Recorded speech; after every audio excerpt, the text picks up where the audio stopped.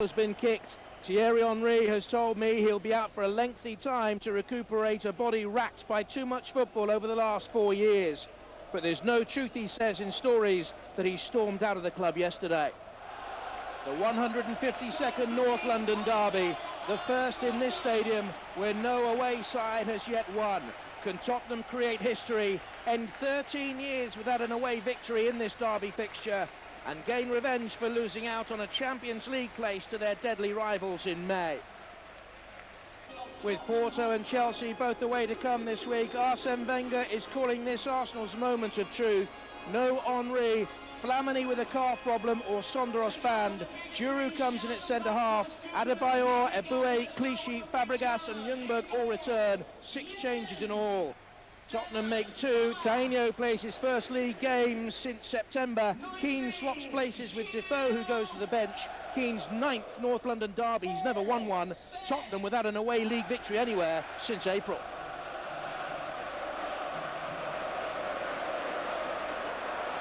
Wilson heads it down. Now it'll come to Van Persie. He looks for Ljungberg. Ljungberg's still in there. This is Adebayor holding up the challenge of Malbranc and somehow stumbling his way into the box. Clever play, Fabregas, and it comes to Rosicky. Early pressure on Tottenham Hotspur here. Fabregas has it again. Looking for Ljungberg in the box, who tumbled. Tentative appeals from the Arsenal players towards Graham Poll. Well, from that angle he had a claim. He had a strong claim, you know. Michael Dawson seemed to be leaning down on him, or was Ljungberg burrowing in underneath? Gael Clichy. Rosicky. Looking for Van Persie. No free kick given by Graham Poll, as King and Van Persie came together. The most experienced Tottenham player in this particular fixture. Heading back with Van Persie. Keane, Malbranc, he frees Berbatov. No one in the middle. He'll have to hold it up. Eboué went to ground. It's steered back to Malbranc. Very good opportunity for Spurs and for Steve Malbranc to score his first goal in a Tottenham shirt. Did Eboué make the right decision in going to ground there? And Malbranc, stealing in unmarked, steered it wide. Malbranc. He can't hit them from that range, but chooses to find Tainio. Looks for a turn. That's lovely football. Berbatov just offside. But what a crisp move by Tottenham. Really good football. Played quickly into feet. Good movement. Oh, he's onside. He's onside, you know. Eboué's playing him on. Here's Berbatov. Bobbled up by Touré, and he's onside. Adebayor. First real chance of the game for Arsenal. Adebayor takes it. 19 minutes gone. Arsenal are ahead as Spurs waited for a flag that didn't come and now question the assistant referee's decision. It's his first league goal since mid-October, and the hug from Thierry Henry tells the story. Well, he's standing in an offside position. Henry had one disallowed at Fulham for offside. Adebayor looking as if he was off, allowed to go on, and this one counts. Arsenal thought that Bolton's goal last weekend should have been disallowed. Thierry Henry very much here at the Emirates Stadium, despite what you might read, and very much delighted with an Arsenal goal. Martin Jol, quick to question the decision. Graham Poll quick to make his authority tell. Freddie Ljungberg. Fabregas, back to Ljungberg. Comes to Van Persie. Tried to squirt it to Ljungberg, who was clipped. That's a good decision. Asuakoto was the man who was drawn into the challenge, and he's having his work cut out to deal with Freddie Ljungberg. Swipe at the ball. That's a rash challenge. Robin Van Persie. Not scored against Spurs, but very nearly did there. It only needed a touch in the middle as well from Giroud.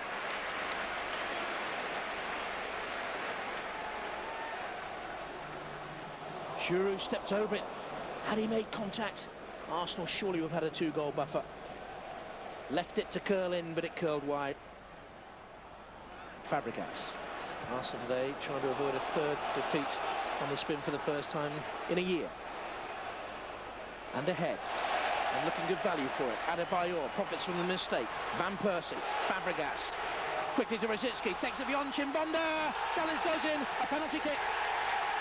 Chimbonda was challenging.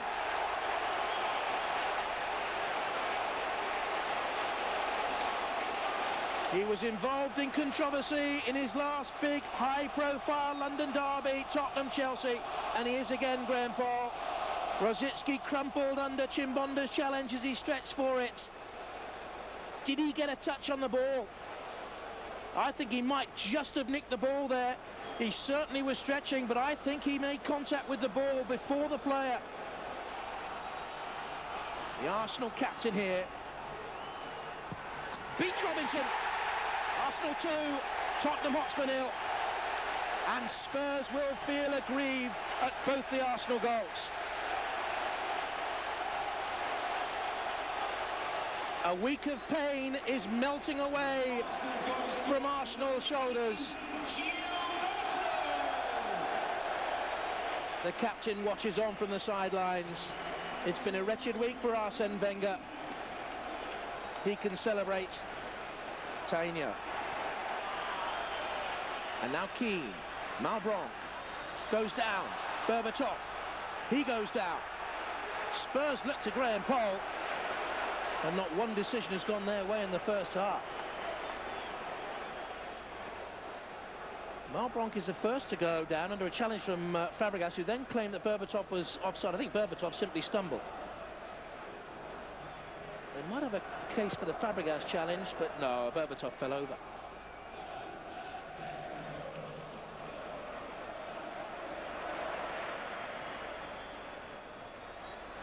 Tainio, corner kick for Spurs. It's their first corner of the game.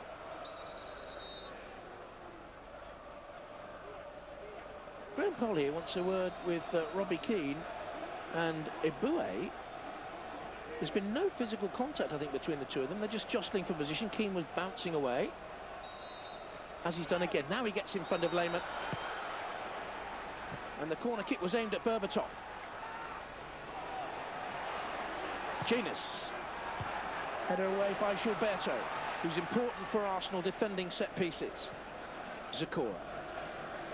Lee, who's probably a better attacking left-back than Asua Koto.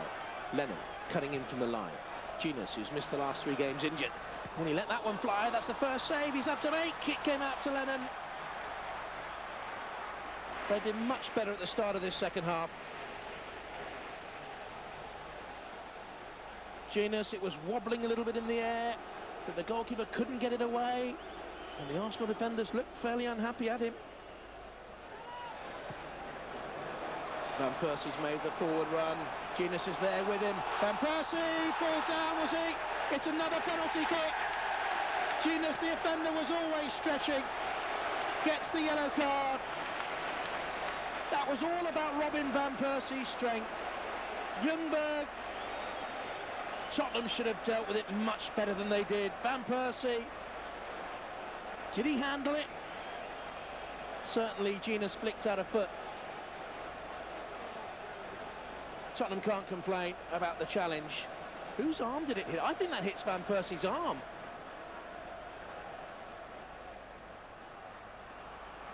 Gilberto for a 3-0 lead in the North London derby.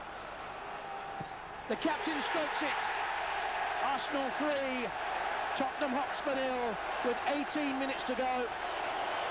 Tottenham Hotspur will moan about the goals, that's for sure. Decisions have not gone their way, but that is a commanding scoreline to have to look at if you're the Tottenham boss. Robinson went the wrong way. Gilberto's second spot kick of the game and 5th goal of the season, but Van Persie knocked the ball down with his arm. Another decision goes Arsenal's way. They will say they have been on the wrong end of controversial decisions in the last 2 games. Here's Baptista, allowed to turn beyond Genus, but not King. Lee. Tottenham's passing has been poor for long periods, and this is a great run by Billy and a fine save by Robinson. Still alert, Paul Robinson, sign of a very, very good goalkeeper. Gilberto. Arsenal's biggest win over Spurs in 4 years. A smile at the end of a wretched week for Arsene Wenger. Tottenham Hotspur will have their thoughts and complaints about Arsenal's 3 goals, that is for sure. But I don't think even the most ardent Tottenham fan could complain that Arsenal were the better side. Arsenal romped it in the end, according to the scoreline, 3-0. We had a little bit, maybe the turning points went for us today and not for them, but overall you have to work hard for your luck as a team, and that's what we did today, and my team deserves plenty of credit. You have to stand up and be counted, you know, and that is what we are. In away games, in home games we do better, and even physically, but today I think we gave them too much of the ball and we never controlled the game. Were you onside for the goal? Yeah, I think so. That's what people told me. I don't even know whether there is offside or onside, but the important thing for me as a striker is to score and I put the ball into the net, and that's all. Did you think the first Arsenal goal was offside? Did you think they were penalties against your side? No, I think it was on the edge, you know, the first ball. I don't know, it's difficult to see, but the first penalty decision was wrong. And the other one with Van Persie was handball, so that was wrong as well, but I can't complain about that. We spoke with Thierry Henry earlier. He said he'll be out for a period of time. How long will that be, us and Arsenal fans would like to know? I don't know. Is this just a culmination of 4 years of, well, so many games for him, really? Well, I don't know. It's very difficult to explain, and it's very difficult to speak about that before we sit down.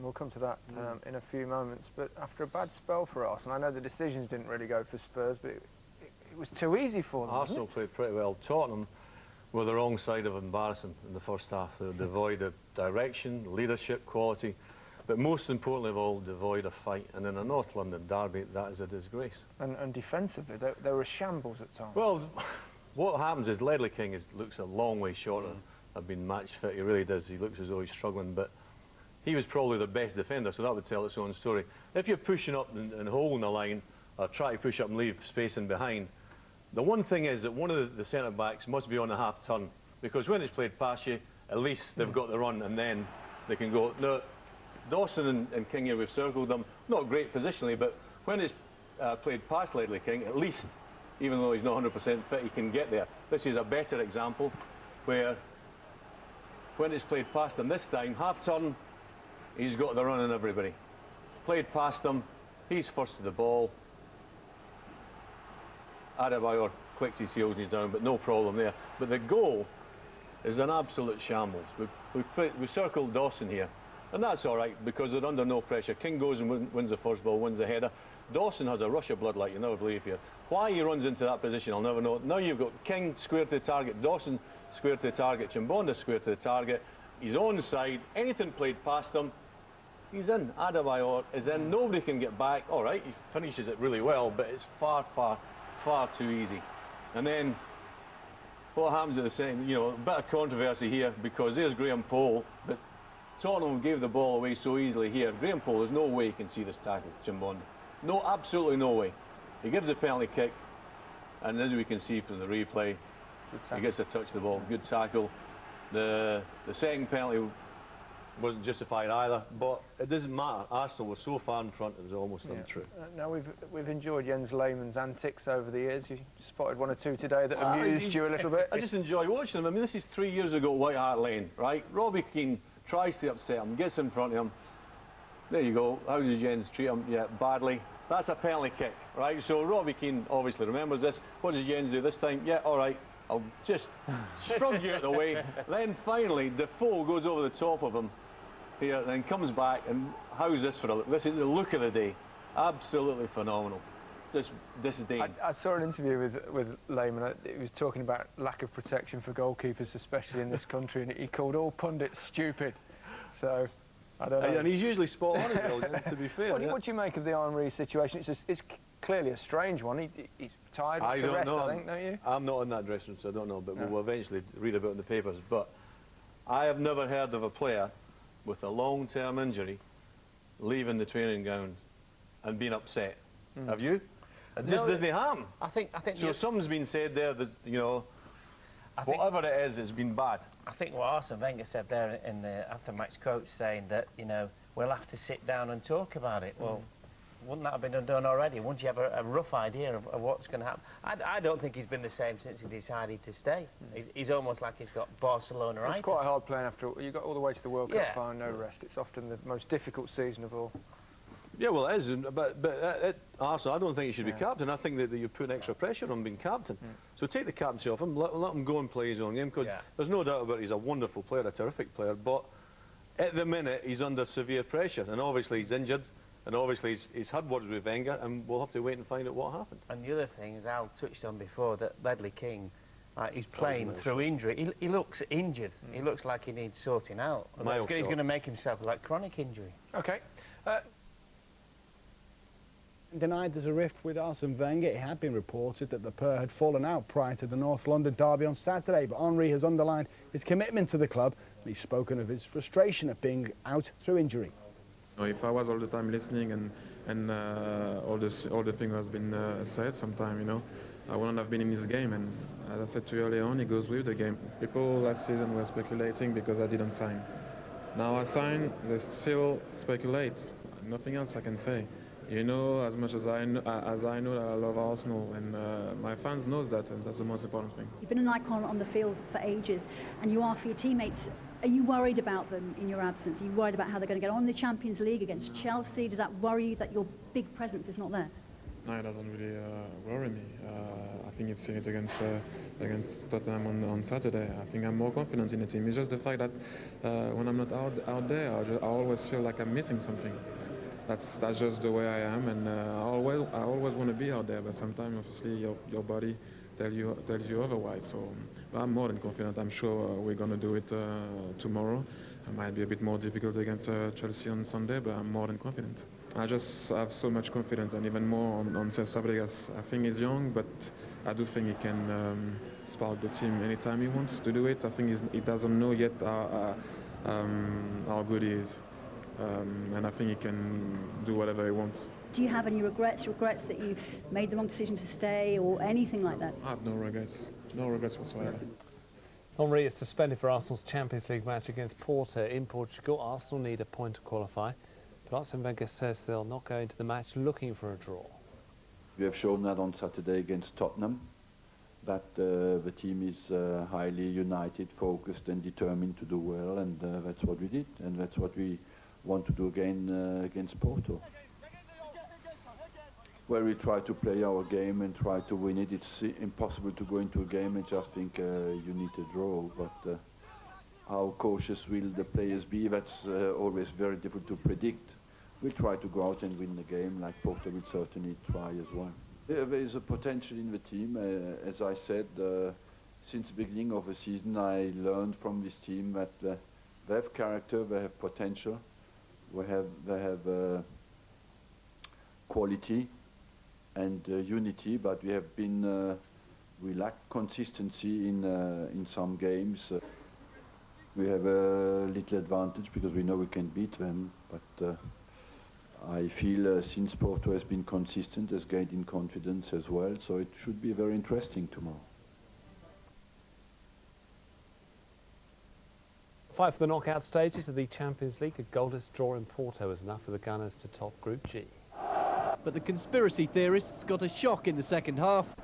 Quaresma suddenly injecting some life into the game. And against the foot of the post and out again.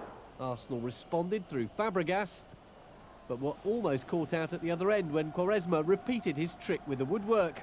Arsenal's hopes of qualification were suddenly looking shaky. But as the clock ticked down, the attacking desire of both teams withered away and the game descended into keep ball.